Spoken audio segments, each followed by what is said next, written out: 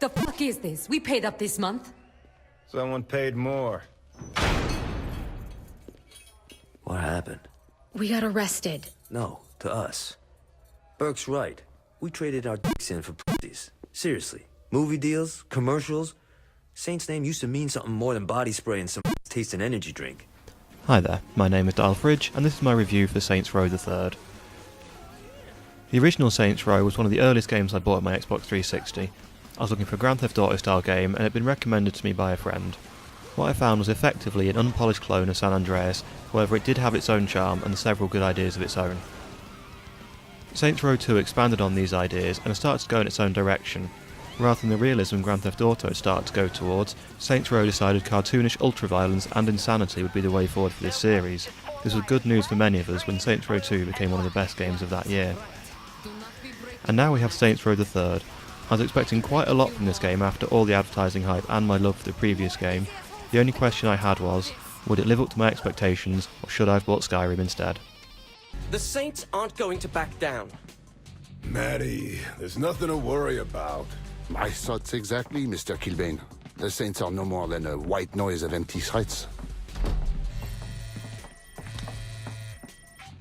With respect, sir.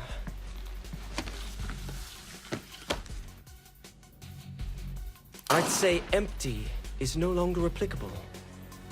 After the events of Saints Row 2, the Saints are the head of a massive media empire. In between making movies and marketing energy drinks, they still find time to commit various crimes, except now they can afford to pay off the necessary people to get away with it. During a routine bank robbery, they are suddenly interrupted by a SWAT team and captured by the Syndicate, a shaky alliance formed between three gangs, and you end up stranded in Steelport with no money and no choice but to start again from the bottom. This is fairly standard for this style of game, to be honest, the fall from power followed by the struggle to get it back. We've been going through it in one way or another since Grand Theft Auto 3, but somehow Saints Row the Third does manage to keep it interesting. That being said, the story is a little bit slow to start and is a little disjointed in places, however once you've cleared out the first gang, the story seems to make a lot more sense.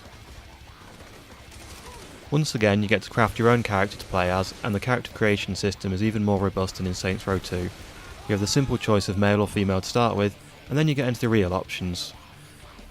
As well as the standard sorts of creations options, you can be as fat, skinny or muscly as you want, choose your own voice, taunt, compliment, skin tone, makeup and so on.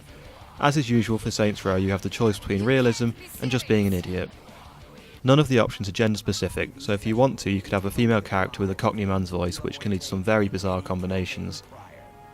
They've also gone all out on the skin tones for the latest instalment, so now as well as your standard skin colours, you can now be any colour from pink to metallic green. The one thing that seems to be taken out from the previous game is choosing your facial expressions and mannerisms, which is a shame really, as this was one of the best ways to truly round off an insane character.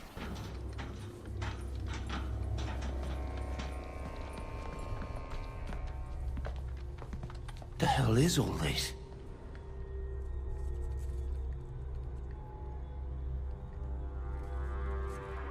Philip likes his things custom made. And for his brutes, I am the master pattern, you see. Why you still strung up if they already cloned your ass? The copies are flawed. They have my brawn, but not my brain. I can help you. Similar to the previous outing, we're again faced with three gangs to defeat. However, unlike Saints Row 2, the storyline is a lot more linear than before. Rather than driving to a spot on the map to start each mission like we're used to, you just select from the pause menu which mission to do, and it starts no matter where you are on the map at the time.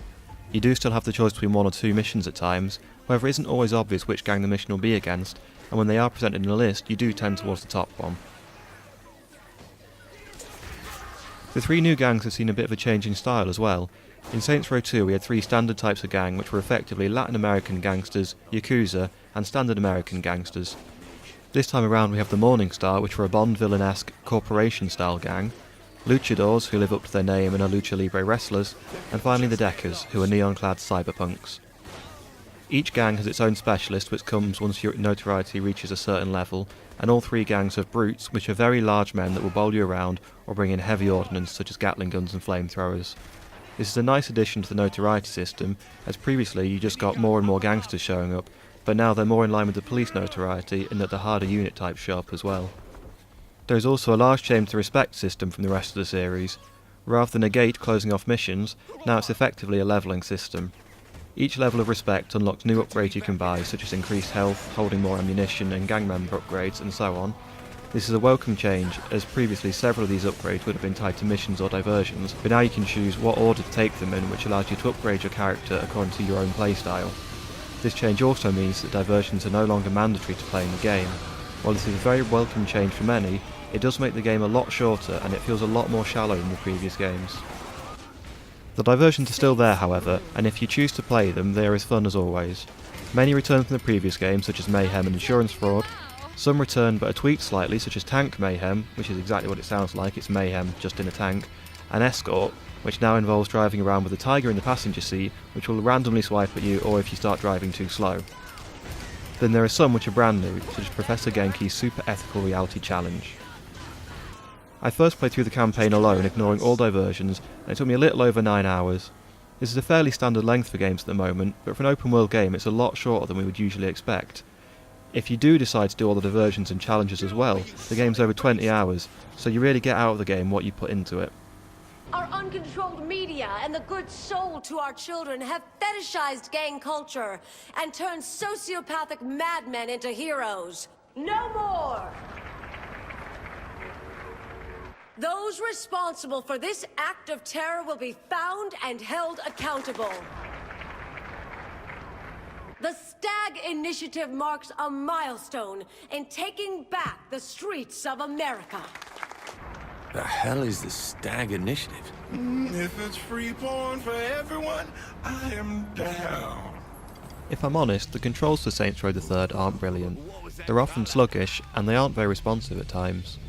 Once or twice I even encountered a glitch where they stopped responding entirely, although this was very rare.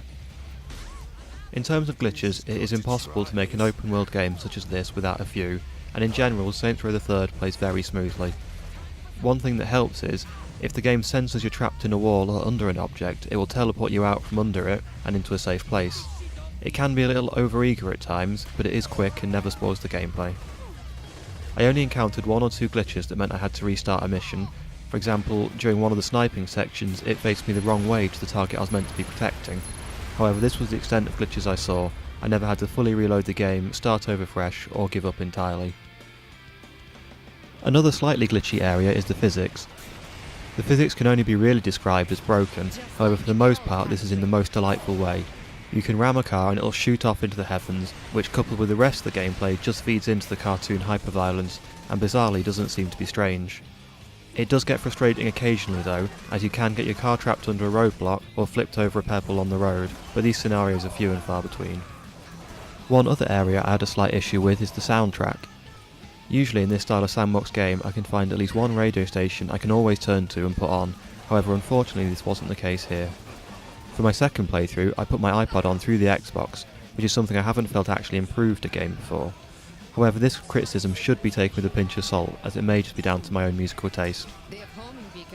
As well as the soundtrack issues, the sound design in general is a little bit hit and miss.